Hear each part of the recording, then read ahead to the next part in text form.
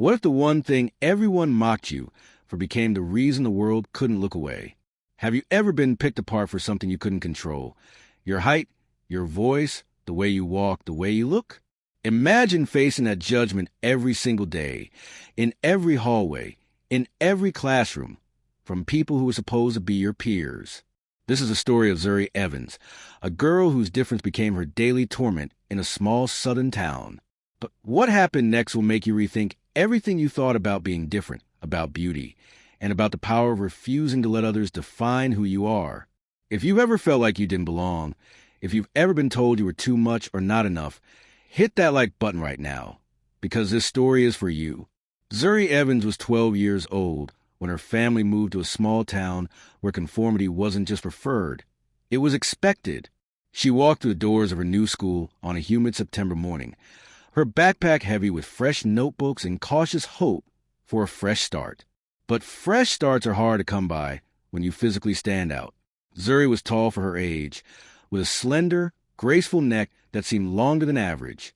In a different context, in a different place, it might have been seen as elegant, but in the unforgiving social ecosystem of middle school, it became a target painted on her back. The whispers started on day one. "Look at her neck!" Someone snickered from behind as she walked to her locker. "Giraffe girl!" Another voice joined in, and suddenly the nickname stuck like gum on a shoe, impossible to scrape off, following her everywhere she went. What started as whispers evolved into a daily ritual of humiliation. Laughter erupted in hallways as she passed. During assemblies, she could feel eyes boring into her, hear the barely concealed giggles. Notes appeared in her desk with crude drawings of giraffes and cruel messages that made her stomach turn. Lunch became a minefield. Zuri would scan the cafeteria for a safe place to sit, but there was no safe place. Even when she found an empty table, the whispers followed, the pointing followed. The isolation wrapped around her like chains. She tried everything to make herself smaller. She wore scarves even in the sweltering southern heat, wrapping them high around her neck. She slouched, curving her spine in ways that would leave her aching by day's end. She kept her head down, eyes fixed on the ground, as if not seeing them meant they couldn't see her. But they always saw her.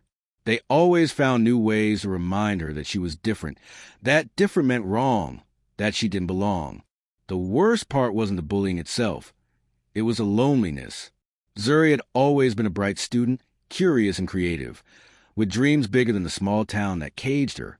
But cruelty has a way of shrinking everything, even dreams. She stopped raising her hand in class, stopped sharing her artwork, stopped believing that anything about her could be beautiful. At home, she became an expert at hiding her pain.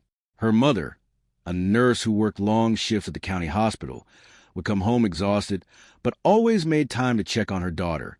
Zuri would smile and say everything was fine, not wanting to burden the woman who already carried so much weight. But mothers have a way of knowing. One night, after finding Zuri crying in her room, her mother sat on the edge of the bed and took her daughter's hands. "Baby," she said softly, "I see you trying to make yourself smaller.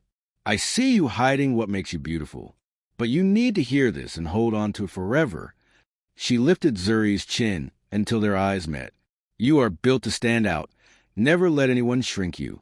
Do you hear me? Never." Those words became Zuri's lifeline in the darkness. When the hallways felt too narrow and the stairs too heavy, she would repeat them like a prayer. "You are built to stand out.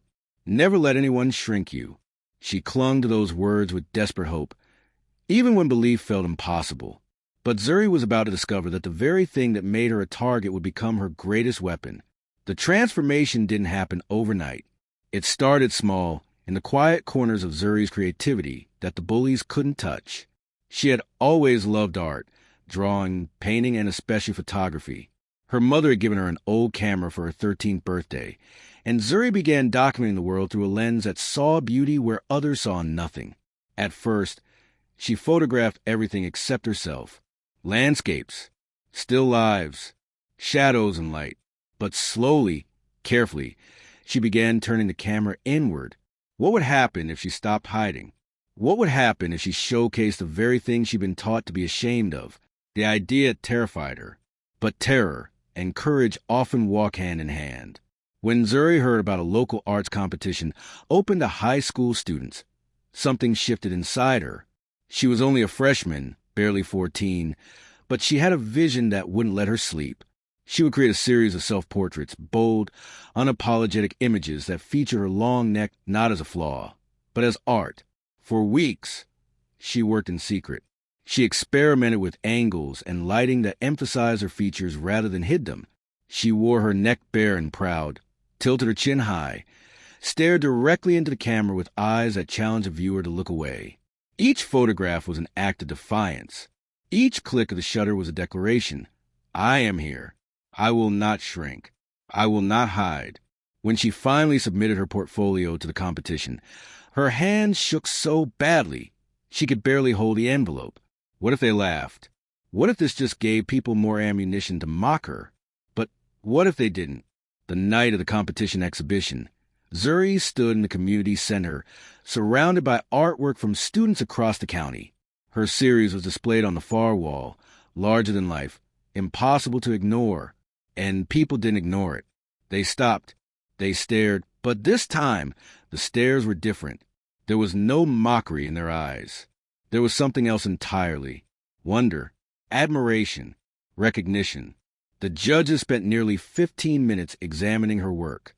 Community members whispered, not cruel gossip, but genuine appreciation. A local newspaper photographer asked if he could feature her series in the weekend edition. Zuri won second place, but more importantly, she won something she hadn't felt in years. The beginning of pride in who she was. Drop a comment if you know someone who turned their pain into power. Let's celebrate them. Because stories like Zuri's prove that our greatest wounds can become our greatest strengths. Word of Zuri's artistic triumph spread through a small town like wildfire. The same people who had whispered cruel jokes were now seeing her work featured in the local paper. Teachers who had remained silent during her bullying now praised her courage and creativity. But the real transformation came from an unexpected visitor. A professional photographer from Atlanta was passing through town on assignment when he happened to see Zuri's work displayed in a coffee shop window. Something about her bold self-portraits stopped him in his tracks. He tracked down Zuri's contact information and reached out with a message that would change everything. Your work shows incredible vision, he wrote. But more than that, you have a look that the fashion world desperately needs. Have you ever considered modeling? Zuri almost deleted the message. Modeling? Her? The girl who had spent years being mocked for how she looked? It felt like a cruel joke. But her mother's words echoed in her mind. You are built to stand out. After weeks of conversation and careful consideration, Zuri made a decision that terrified her. She would go to New York. She would step into a world that always seemed unreachable for a girl from a small southern town. The leap from her familiar bedroom to the chaotic energy of New York City was disorienting. Everything moved faster, louder, bigger. But for the first time in her life, Zuri didn't feel like she needed to make herself smaller to fit in. Her first major campaign was for a clothing brand celebrating diversity and individuality. The creative director took one look at Zuri and knew exactly what they wanted. Images that showcased strength and difference, beauty and uniqueness, power and standing tall. When those photographs were released, something magical happened. Social media exploded. Fashion blogs featured her story. Major publications ran headlines that Zuri never imagined possible. From bullied to beautiful, the model redefining standards. Giraffe Girl No More, how one teen turned mockery into a movement. But it wasn't just about fashion or fame. Messages poured in from young people across the country. Kids who had been bullied for being too tall, too short, too dark, too pale, too different in 1,000 different ways. They saw Zuri's story and found permission to stop hiding. Schools began inviting her to speak. Anti-bullying organizations wanted to feature her journey. She became an unexpected symbol of self-acceptance, proof that the things that make us targets can also make us triumphant. The irony wasn't lost on Zuri. The same long neck that had been weaponized against her was now celebrated in fashion campaigns around the world. The same feature that had made her want to disappear was now the reason people couldn't look away. But perhaps the most powerful moment was yet to come. One year after her breakthrough, Zuri received an invitation that made her heart stop. Her old high school wanted her to speak at a school assembly in the same auditorium where she had once sat hunched and humiliated, trying to make herself invisible. The thought of returning terrified her. Walking back into that building meant facing ghosts of her past, confronting the people who had made her life unbearable, standing in the exact spot where she had felt most powerless. But Zuri had learned something crucial. Courage isn't the absence of fear. It's showing up despite it. On a crisp autumn morning, Zuri drove back to her hometown. As she pulled up to school, memories flooded back. Every cruel laugh, every mocking note, every day she had wished she could disappear. But this time, she was different. This time, she walked through those doors with her head held high. The auditorium was packed. Students filled every seat. Teachers lined the walls. And in the front row sat some of the very people who had tormented her. She recognized their faces instantly. Older now, but unmistakable. As Zuri stepped onto stage, the room fell into absolute silence. Every eye was on her, just like before. But this time there was no mockery. There was anticipation, curiosity, and in some faces, unmistakable remorse. She looked out the sea of faces and began to speak. "When I walked these hallways, I was called Giraffe Girl," she started, her voice steady and clear. "I was mocked for something I couldn't change. I was made to feel like my difference was a defect, like standing out was something to be ashamed of." She paused, letting the words sink in. "But I want to tell you something I wish I had known back then. The thing that makes you different is the very thing that could change your life. Don't let anyone steal your shine. If this story is reminding you that your difference is your strength, smash that subscribe button and ring the bell, because we need more stories that celebrate what makes each of us unique." The response was immediate and overwhelming. Applause erupted, not polite, obligatory clapping, but thunderous, genuine recognition. Students stood. Teachers wiped their eyes. And in the front row, some of her former tormentors sat with heads bowed, faces flushed with shame. After her speech, something remarkable happened. One by one, former bullies approached her. Some apologized with tears in their eyes. Some thanked her for showing the pain their words had caused. Some admitted they had been dealing with their own insecurities and had taken them out on someone who seemed vulnerable. Zuri listened to each one with grace she didn't know she possessed. She didn't offer easy forgiveness, but she offered understanding. She recognized that hurt people, and healing requires acknowledgement from both sides. But the most powerful conversations were with the current students, kids who saw themselves in her story, who were facing their own battles with being different. A girl with a visible birthmark on her face approached, crying. "I've been covering it with makeup for 3 years," she whispered. "But after hearing you, I think maybe I don't have to hide anymore." A boy who stuttered thanked her for giving him courage to try out for the debate team despite his speech impediment. A student who had been bullied for being too short, too skinny, too quiet. Each found something in Zuri's story that gave them permission to stand tall in their own way. Zuri realized something profound in that moment. Her journey wasn't just about her transformation. It was about creating a ripple effect that touched lives she would never even know about. The impact of Zuri's visit extended far beyond that single assembly. The school implemented new anti-bullying initiatives, creating safe spaces for students who felt marginalized.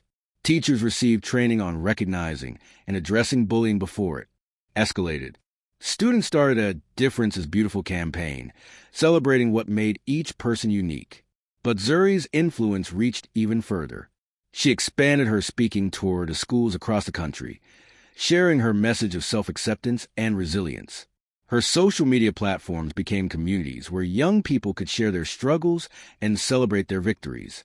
Fashion campaigns continued to feature her, but now she was selective, choosing only brands that genuinely celebrated diversity rather than commodifying it. She used her platform not just to model clothes, but to model self-love. She started a mentoring program connecting young people facing bullying with success stories who had overcome similar struggles. She partnered with educational organizations to develop curriculum about body image, self-esteem, and the psychology of bullying. The Zuri Effect, as it came to be known, represented a cultural shift in how we talk about difference. Her story sparked conversations in homes, classrooms, and boardrooms about beauty standards, acceptance, and the devastating impact of bullying. Through it all, Zuri remained grounded by the wisdom her mother had given her years ago. She never forgot where she came from or the pain that shaped her. She used both her past wounds and present privilege to lift others up, to show them that their differences weren't defects. They were distinctions that could change the world. Zuri's story teaches us powerful truths that extend far beyond fashion runways and social media feeds. It reminds us that difference is not a deficit, but a distinction, something to be celebrated rather than hidden. The bullies who tormented Zuri weren't inherently evil. They were responding to their own insecurities, their own fears of being different, by trying to make someone else feel smaller. Understanding this doesn't excuse their behavior, but it helps us recognize a crucial truth. When we mock others for their differences, we reveal our own fears more than their flaws. What Zuri discovered, and what she now teaches others, is that the opinions of others don't define your worth. The same feature that one group ridicules, another will celebrate. The difference isn't in you. It's in who's looking and what they've been taught to value. Her journey proves that pain can be transformed into purpose. Every cruel comment, every lonely lunch, every moment of wanting to disappear, all of it became fuel for something greater. The struggles that almost broke her became the foundation of her strength. Most importantly, Zuri's story shows us that what hurts today might be your greatest asset tomorrow. Your height, your voice, your style, your interests, whatever makes you different might be exactly what the world needs, even if your current environment can't see it yet. Every single person watching this has something that makes them different. Maybe it's physical. Maybe it's the way you think. Maybe it's your interests or dreams that don't match what others expect. Those differences aren't obstacles to overcome. They're opportunities to discover who you're meant to become. The challenge Zuri offers us is this. Identify your own long neck. What is it about you that you've been taught to hide? What part of yourself have you shrunk because others couldn't handle your fullness? Now imagine embracing it, showcasing it, using it as the very thing that propels you forward rather than holds you back. You're not alone in feeling different. You're not alone in being mocked or misunderstood. But like Zuri, you have the power to transform that pain into something beautiful, something powerful, something that changes not just your life, but the lives of others watching your journey. Like this video, if Zuri's story inspired you to see your differences as strengths rather than weaknesses. Subscribe for more stories that prove being different is the most powerful thing you can be. Comment below and tell us, what makes you different? Let's celebrate together, because the world needs what only you can offer. Share this with someone who needs to hear it today. Someone who's hiding, someone who's hurting, someone who needs permission to stand tall in their own skin. Remember what happened to Zuri. Her neck never changed. The physical feature that made her a target remained exactly the same. What changed was her perspective, her courage, and eventually, the world's understanding of what beauty truly means. Your difference isn't your weakness. It's your superpower waiting to be unleashed. The question isn't whether you're different. The question is whether you're brave enough to stop hiding it and start owning it. Because sometimes the very thing that makes you want to hide is exactly what the world needs to see. And when you finally have the courage to stand tall in who you are, you give everyone around you permission to do the same. That's the legacy of Zuri Evans. That's the power of refusing to shrink. That's what happens when you decide that being different isn't a curse. It's the greatest gift you could ever give yourself in the world.